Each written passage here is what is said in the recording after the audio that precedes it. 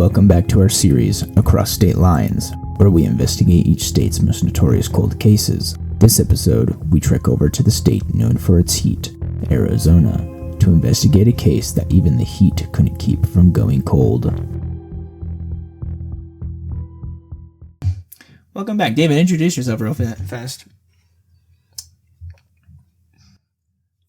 Well said. I thought, don't we play the same intro every time? We do, I'm just messing with you. Okay, I was like, dude, I don't know what the fuck to say. Okay. The Bumble Bee Killer. Killings or killer? That's kind of a loaded question.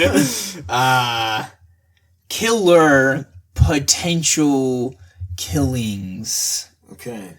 Depending on which theory is more likely. Naturally. Yes. Okay. So we're gonna get into the whole Bumblebee thing. That's relevant. Bumblebee's the road. All right. Bumblebee's the road. Oh, Bumblebee's the road it happened on. Okay. So it's not shaming the killer by giving him a really stupid name or something. Fair enough. Yeah. No, but that makes we're sense. gonna see that though. We're gonna see someone who got a really stupid name from the public. Oh, I can't wait.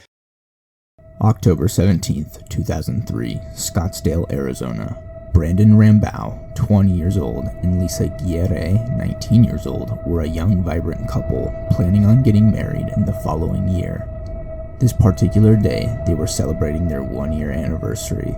Their plans to go to Disneyland didn't pan out, so they decided to recreate one of their first dates, park their car in the outdoors, stargaze, and fall asleep under the dark skies. Would you ever go to Disneyland for a 1-year anniversary? I read that and I was like, in no world do I see myself doing that. That just doesn't sound appealing. It doesn't. Like, when I think of 1-year anniversary, I'm not like, you know where we should go? Disneyland. Like, well, think about it too. You're a broke college student. If I'm going to spend, how much is Disneyland?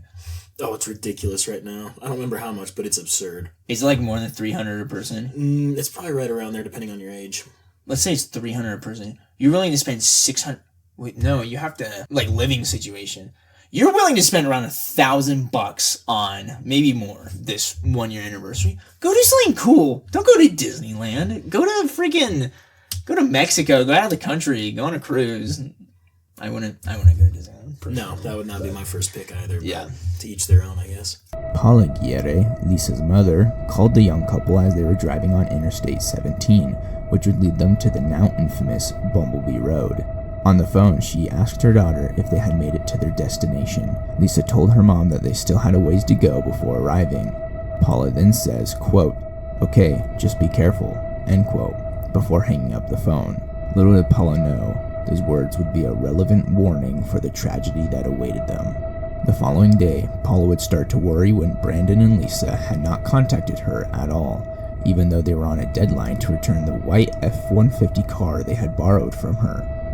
As the hours would pass, a feeling of dread would start to build up in Paula. She started to call Brandon's family to ask them if they had heard anything from the two. Even though they hadn't, they were not all that worried, even suggesting that they went to Las Vegas and eloped.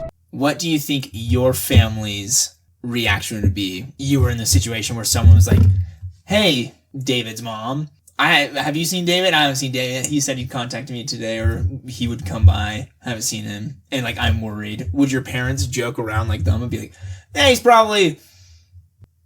Can't say that on there, but, you know. Yeah. Yeah. No, that's so dumb. Yeah. Like, who in their right mind is like, you know where they went? To Vegas. Yeah. Like, bro, it's not just like your son's girlfriend that's missing. It's also your freaking son. But come on, show some concern. But maybe... I'm trying to think, if I was in their position where I'm the parent, I might be less concerned hearing that my son or daughter's gone missing if they are with their boyfriend or girlfriend. I'd be like, oh, True. They're both missing? They're probably just doing something together. If one of them's just missing, they're like, okay, maybe I should be a little concerned. The feeling of dread was shared with Brandon's family when they got wind that he hadn't showed up for work that same day. Multiple calls would go out to family, friends, and even the police to find out what happened to Brandon and Lisa. 2 days later, on Sunday, October 19th, the family and friends of the couple would do their own search party and head down to where they were last known. A friend of Brandon's would recall that he and Brandon had camped around this area a few years prior in a remote yet popular area right off the Bumble Bee Road. After searching around that area, they would locate the white F-150, the seemingly innocent view betraying the horrific nature of the scene. As they crept up to the van, they would peek into the bed of the truck. Lisa and Brandon lay dead in their sleeping bags. Police investigations would be hindered by a lack of evidence around the crime scene. Autopsies showed they were shot in the head and chest multiple times with a .25 caliber handgun somewhere between 7 p.m. on Friday and 8 a.m. Saturday. So there's almost 12 hours of range of when they could have died or been shot. Also, I've never heard of a .25 caliber. Granted, I'm not really a gun dude, but what kind of gun can do that? Is that like a rifle or? So a 22 caliber would be like what someone would call like a pea shooter. Yeah. It's a smaller bullet. It is like one of the smallest, if not the smallest bullet you can buy. Yeah. So a 25, I mean, that's 300ths larger if we were to like proportionately increase that. So not very big. No, not at all. Like, do they even sell guns with 25? Like, I've honestly never seen nor heard of one. Yeah, no surprise at all that they were shot a bunch of times in the chest and head. To make sure, that's true. I didn't think of that. Okay, interesting. That being said, no bullet casings were found in or around the truck. No suspicious tire tracks nor shoe prints were discovered in or around the car either. The only noteworthy thing found, a borrowed video camera, was missing from the scene with its case left behind. But most daunting, a broken disposable camera with some photos still intact about 100 feet away from the crime scene was found. 2 of the 3 photos recovered show Lisa and then Brandon sitting in the back of the truck posing, with nothing seeming out of the ordinary, the 3rd photo being the strangest of them all. It's as if the picture was taken through the crack of a barely open door that shows a potted plant, a bowl-like structure, and a window behind the light. Some authorities have stated they believe that determining the origin of this photo could be the key to solving the case. You have the photo? Yeah, they're public. They're public. That's kind of crazy, actually. That's what the 2 photos. Oh wait, we can see them separately. So that's what the girl looks like. Smash your pad. No, just kidding. Just kidding. Smash. Okay, so both look pretty cool. Those 2 photos and then the other one, which I'll show you. A lot of people say their faces, like as if the killer made them take the photo or something. They look like they're just dogging around, goofing around. Like it's the same position. She's freaking got like the most portrait picture smile going on. Yeah, that's true. I honestly don't agree nor think I don't that. Yeah. I mean, it just sounds like people making something out of nothing. No, literally. This is the photo everyone says is the key to solving the case. Like, what do you think that is? So there's the light that you mentioned. What looks like a plant. Why is the outside all white? So, from what I believe, it's like the door's slightly cracked open and they just snuck a picture. That's why. Well, I mean, that accounts for whatever this is. I don't know why that part is white, though, if I'm being completely honest. Yeah. No, I think door, also window. It could be through a window. Yeah, that's true. I could think of that. I could see a window. Window might make sense if it's a disposable flash. It usually flashes, and that's a reflection, like the glare off the window. That would actually make a lot of sense. So I read it's not a very common belief nor theory, but people say that photo is actually upside down, and that's a bowl on a table. Well, then the bowl's glowing. That's stupid. And the plot is defying gravity. People are I read that. I was like, really? And I flipped the photo. I was like, no shot. The only way I could think this would solve the case is if, like, that's where they met their killer or something. But, like, a lot of people, internet gurus, like, if we find out where this picture was taken, we solve the case. I'm like, can you connect A to B, please? Because I am wildly lost with that logic. So what? The killer takes the picture and, like, drops it at the scene? Or they take a picture where they meet the killer? Well, it doesn't make sense either why the photos are there. I'm like, there was no bullet casings. There was literally no evidence to point to anybody. But the killer's just gonna leave a couple photos that can possibly indict him in this crime? No shot. No shot. Unless he's literally like Riddler from the Batman and toying with people. But I think it's just a random photo they took. Like a restaurant. Okay, wait. But you said there were no bullet casings? Yeah, so no bullet casings were found. No tire tracks. No footprints. Nothing. Okay, so no bullet casings. So this wasn't like crime of passion and then hurry and leave. Well, the weird thing is, too, with the time frame we have of how long the truck was seen there, there's no way the killer brought them, sort of killed them, and brought them back. Like, the killer had to have killed them while they were parked there. I see. No tire tracks, no footprints. I mean, Arizona, desert, sand. Like, no tire tracks. How long ago did you say they were found? I mean, there's a 12-hour time frame between when they could have been killed. So they left. A day later, they called the police. So 24 And then hours. I don't know if that day or the day after that they were found, but I'd give it most 3 days. At most 3 days they were parked. Okay. I mean, any decent wind would throw any tire tracks, footprints. That's true.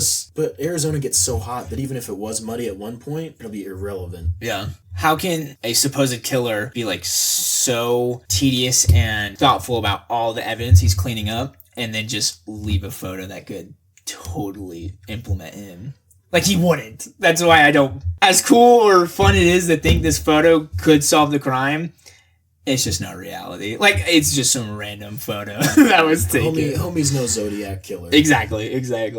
As for the crime scene, the only things missing, car keys and a video camera. With no signs of sexual assault, robbery, drugs, alcohol, or a struggle, the police would have an even harder time trying to fit the pieces together. Further interviews would make it known that the white truck had been parked in the spot for at least 24 hours before the bodies were found, making it unlikely the culprit killed them then drove them to that area. This is what police had to say. Quote, "Do we believe that this was a random act and that there's a crazy person running around? Not necessarily. Can we rule it out? Not necessarily." End quote. So basically they know nothing. They know nothing. Yeah, that's a good way of saying, I know. I don't know. We literally have no idea. That's what's that called? Like word fluff. Got to fill out the essay, make sure it hits 300 words. But it's kind of hard if you're the cop. You know, the public is like, hey, these two dudes, they were killed. Like, what's going on? And you're like, how do we tell them we don't know without telling them we don't know? With this seemingly motiveless murder and 1,000 plus campers that were around during the weekend, each day the case got colder and colder, with an unwanted yet inevitable ending becoming ever more apparent. 22 years later and still no progress on who would have committed this heinous act, it's time to look into some theories about what might have happened to this young couple when they decided to sleep on the Bumble Bee Road. Theory number 1. A man named Michael Veelers killed the young couple. Days after the investigation, the police would publicly name Michael as an investigative lead, but they clarified he wasn't a suspect. It's possible they would specify that so they wouldn't cause a panic in him. Michael was reported to have been around the white F-150 at the time of the murders, making him the only lead the police had who was around at the time of the crime. However, police would find him shortly after and tell the public, quote, "At this time he is cooperating. We're hoping he can provide us with some information," end quote. With a lack of motive for Michael wanting to kill them and his cooperation, the police did not pursue him any further. It's possible that the young couple might have seen something they weren't supposed to, and to ensure their silence, Michael took matters into his own hands. Okay. Where the freak did this dude come from? Like, how on earth? Or is it like, oh, he was seen around the F-150? Who? Who said that? I think witnesses, because he was in his black truck, and if you were around the camp and you're like, holy, I was around and these two people just got murdered at that white truck we saw by there. Oh, I remember a black truck was parked there. Knowing who was in that black truck, though, Michael, I couldn't find anything on who definitively gave Michael as a tip to the police. Interesting, okay. But also super, maybe not super weak lead. He was by the crime scene. Allegedly. But even then, it's like, that's all you got. He was by them. There was 1,000 plus campers that day. Maybe 6 cars were by them at that time. I don't know. Maybe he was parked there for 20 minutes, took a little nap, and then left. Maybe it was 30-second pee break, and then he left. It's just weak, in my opinion. I don't know how often the police do this, saying, like, we're publicly naming Michael because he's an investigative lead. But you're not a suspect. You're not a suspect. Don't you worry. Yeah. Don't you worry. I wonder if they genuinely thought that or not. It's a pretty weak theory overall. Theory number 2. Someone involved in the initial search party and closely connected to Brandon and Lisa killed them. In 2019, Lisa's family would say that the police overlooked a potential suspect who they believed could be responsible. However, they never said the name of this person, so for storytelling's sake, I will refer to him as Seth. Mike Guerre, Lisa's uncle, and her mother Paula said Seth was a friend of both Lisa and Brandon, even though he wanted to be more than just friends with Lisa. The family stated he was, quote, infatuated with her, end quote. Enraged with the thought of Lisa choosing Brandon over him and knowing they were celebrating their anniversary, he followed them down to the campsite and killed them both while they slept. The police stated that there may be evidence that shows Lisa was awake during her attack. Maybe Seth wanted to be the last thing Lisa saw, as a twisted way to get back at her for not choosing him. Lisa's family also said that Seth moved away immediately when the murders happened, ending up in Washington. Police would eventually track him down and question him, even setting him up to a polygraph test. Unfortunately, the police would cross him off as a suspect after he passed the test, which they now have publicly stated they regret and don't believe that is enough to eliminate a person of interest as a suspect. I have so many questions. Essentially, best friends in love with Lisa. He knew where they'd be. Motive, means, opportunity. Killed them. I guess. Okay, so he suddenly moved. Do we have any idea what he was doing beforehand? Going to school? I could not find anything on this guy.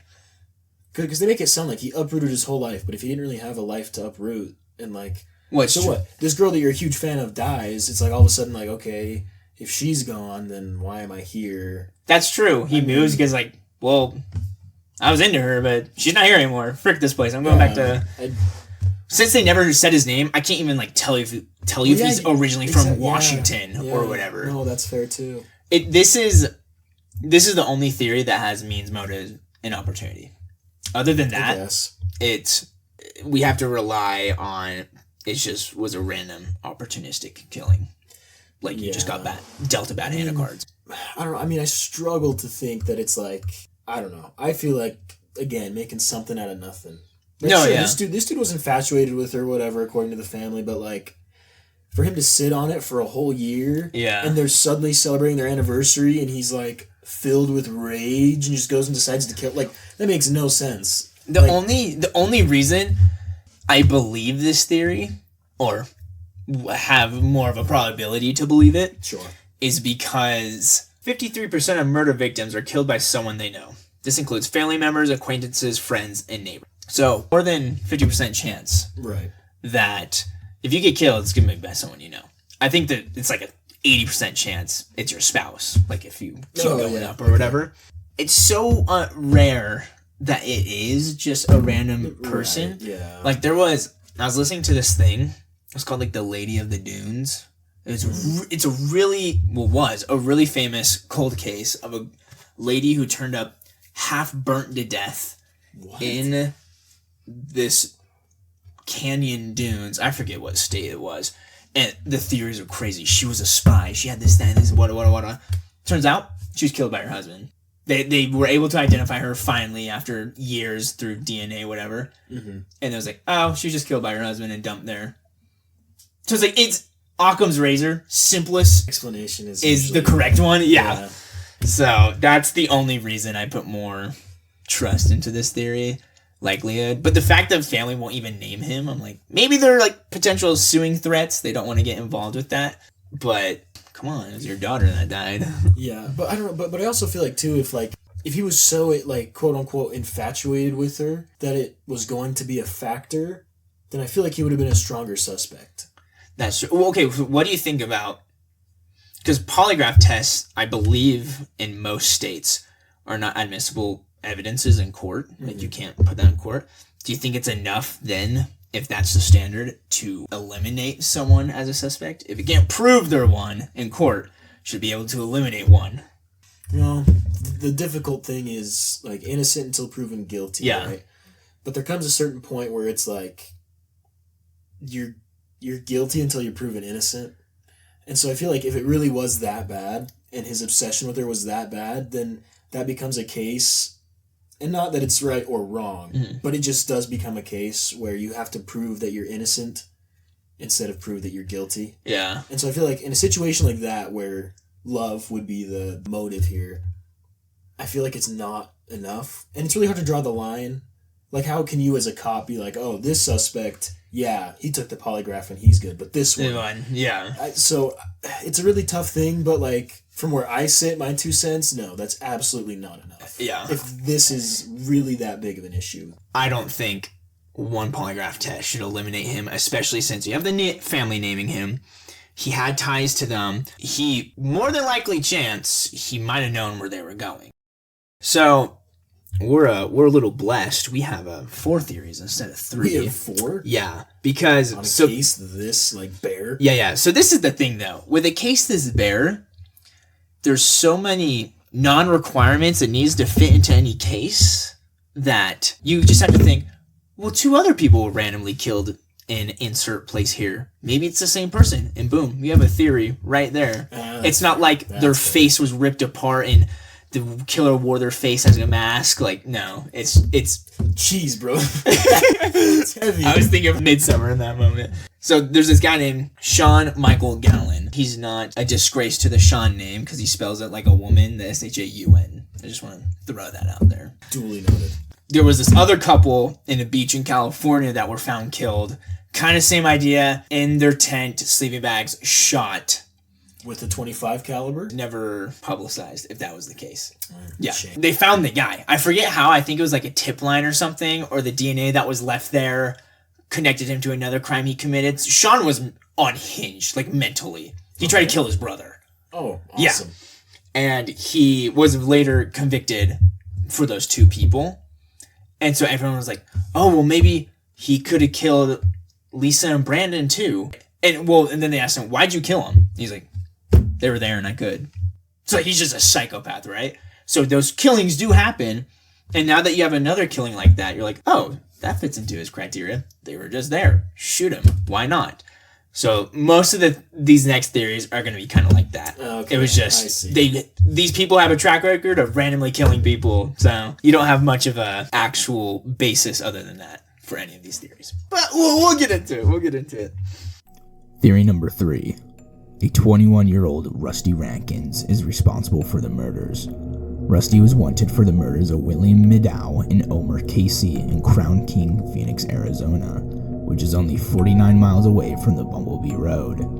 There was no motive for Rusty to kill the 2 who were camping overnight. After killing them, he stole their car and made a run for it. Police would be tipped about Rusty and track him down. This would lead to a standoff between the SWAT team and Rusty in a motel in Colorado Springs.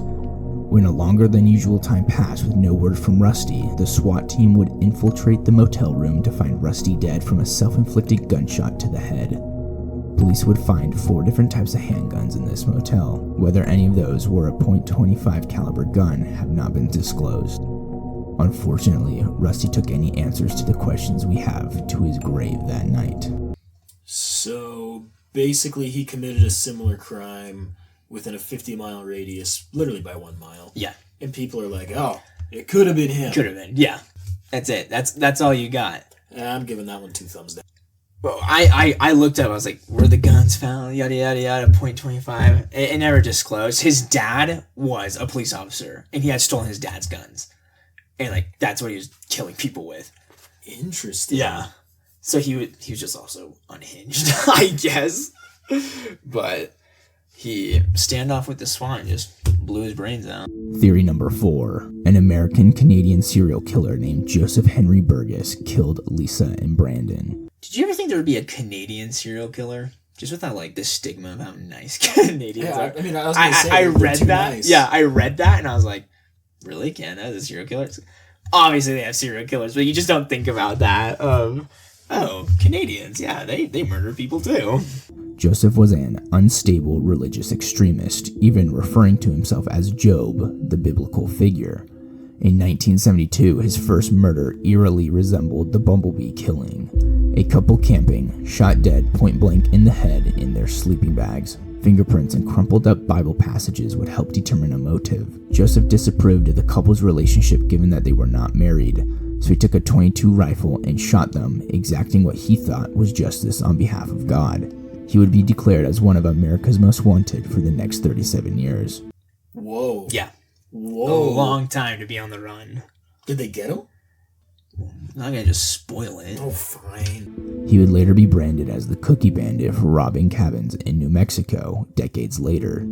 Wait, where does the cookie come in? I guess he resorted, robbing cabins in Mexico, or New Mexico, and a couple of the reports had him stealing cookies from the houses. So more than one. Yeah, so he got branded as the Cookie Bandit. I'm like, that is so pathetic. Like, Bumble Bee Killer's not much better because it just sounds stupid unless you know about the crime. The Cookie Bandit, you call that a toddler.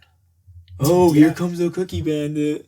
I don't know. I thought that was... I chuckled when I saw it. I was like, dude, that's a low. That's a low. Maybe that's why he killed a game. Yeah, he saw that in the news. He's like, freaking. I'll show you. A better name, yeah. His crime spree would come to an end in 2009 when a police stakeout turned into a deadly shootout, leaving Joseph and an officer, Sergeant Joe Harris, dead. There are 37 years unaccounted for Joseph. It's possible that he stumbled upon Brandon and Lisa that night in Arizona, and believing they were enemies of God, decided to punish them just like he had years prior. The biggest damper on this theory is that we will never be able to know the truth, with his death ridding the investigation of any clues. Bro, this could be it. I'm gonna Google what a 25 caliber rifle. Okay, I'm curious. Like. Pull it up. Yeah. Holy, that's a tiny gun. Yeah, this is. Yeah, so it's like a glorified 22, basically, barely bigger than a 22. That's tiny. It's this the one's pictures literally called the mouse gun. Okay, yeah. That's how small it is. The pictures is showing like your hands are bigger than the gun. What does the bullet look like? Oh, the bullet? It looks like because it's gotta be tiny. It is super, super small here. So, that's actually bigger than I thought it'd look. So it's 2 centimeters. Yeah. Which is, well, closer to 2.5, which is still uber small, comparatively speaking. Oh, here we go. Here's like a diagram of all of them next to each other. It's actually smaller than a 22. Yeah, with I guess so. The casing at least makes it smaller. But then, okay, let's talk about this. No evidence, nothing found around the crime scene. How do you shoot someone that many times around campers and nobody is like, hey, yo, was that 16 gunshots I just heard? I don't know. Okay, so my thing is, so technically a 22 long rifle, 22 caliber, is the best round to suppress for sound. That is Hollywood quiet. You put a suppressor on, like, that is whisper quiet. It's unbelievable how quiet it is. So a 25 isn't going to be that much different. And even without a suppressor, if you use subsonic rounds, which means it goes slower than the speed of sound, so it doesn't crack the barrier. So, is that what that means? So part of a gunshot, how loud it is it breaking the sound barrier, like when a jet breaks a sound barrier. If you've ever been to like a sports game or some kind of national like holiday hoorah where they fly the jets over, like that's where a bunch of the noise from the bullet comes from. And so if you just use subsonic rounds, especially the 22, the crack is going to be so small. So you think he used the silencer? Or hypothetically, he could use the silencer? That's why. 100%, yeah. The fact that it's almost certain they were killed where they were camping. Impressive's not the right word, but it's crazy how no prints, no casing, no nothing was found except the car keys. He's obviously smart. Well, why would he need the car keys, actually? Well, he didn't take their wallets or anything either, right? No, yeah, like they weren't robbed. Everything. They weren't robbed, except he took the car keys. Why? Maybe they're not gonna chase you. Maybe he touched them, or maybe like she threw him and it touched him. She or he like threw them when they were shot, or he like inadvertently touched them. I don't know if there's any logic behind it, or maybe he kept it as like a trophy. Yeah, but then if you're that tedious, how do you leave photos left behind? Oh well, actually, I just thought of this. The sheer fact they were left behind should be indicative that they mean nothing. He sees the photos, he's like, okay, whatever, and just leaves them. It's not some weird sick game he's playing. Rather, these photos have nothing to do with me. I'm not gonna take them. I didn't touch them. They're on my DNA. Sure, I'll leave them. And the interesting thing is the cameras found what? You said 100 feet? Like 100 feet away. So someone picked it up. Picked it up, yeah. And I'm assuming they didn't pull DNA off of it. Very little DNA. If any was found. Yeah. Dang. So, I mean, it had to be the killer, or someone just happened upon it. And just kicked it. Yeah. I don't know. I mean, I feel like if you walk by that white truck, assuming the bodies aren't propped up, you're not really going to see it. No, you won't. If they're in the bed of the truck, you're not going to see it. Yeah. But, I mean, even then, it begs the question, how would it have gotten far enough away if the killer didn't touch it? So, like, I say that's probably going to be the killer. If it's not just a random killing, what could a sleeping couple do to you that would warrant you shooting them a whole bunch of times? Vengeance from Job, the cookie bandit. That's true. Job, the cookie bandit. If you had to refer to yourself as any biblical figure, who are you choosing? Not freaking Job, I'll tell you that much. No. That's like a self-pity thing. Like, oh, my life is so hard. God gives me all these challenges or whatever. It's like, dude, shut up. Pick someone cool. Yeah. Quit the pity party. That's stupid. I'm choosing, like, Samson or something. Dude, Samson's lit. Samson or Moses. Moses I was going to say Moses. Racked. I was going to say Moses. Okay, hearing all the theories, if you had to choose, which one isn't most likely? Go with a random killing. Yeah. I like the Cookie Bandit. But my problem with that is the crime scenes were different. Yeah. Biblical passages. Different. Well, and those two killings were like 30 years apart. Yeah, and so I don't know. Like it seems too different to be the cookie guy. Yeah. But I don't quite buy into the family friend thing. I'm not a huge fan of the Rusty. Like none of them really like fit. But this is one of those ones where it's like a random killing. Like yeah, it's the least likely, but it's also I feel like it's probably the most statistically, so-called Seth killed them. Realistically, kind of playing devil's advocate, yeah, just a bad day. I don't know, and just killed two people as one does. I mean, I don't want to say it's like lame, underwhelming. Underwhelming. That's a good word. Like we respect the lives lost, but let's be real for a second. But that is underwhelming. Yeah, like that is the underwhelming answer that I think is honestly the truth. As the years tick by, the confidence investigators have with this case diminishes. Whether Brandon and Lisa died to a jealous-ridden friend, killed by the only man who was linked to the crime scene, were victims of Rusty Rankins, or became another death for a serial killer's murder spree, will remain unknown. Some say that the last photo found is the key to the truth. We say, maybe the truth will take us across state lines.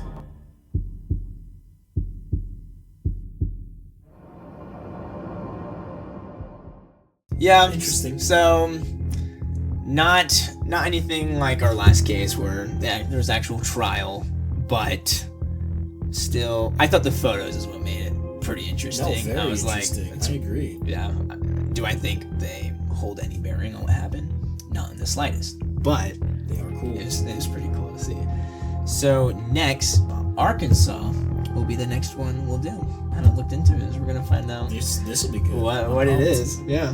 But thank you all for listening. And David is mighty single, so all you men out there or women, please hit him up.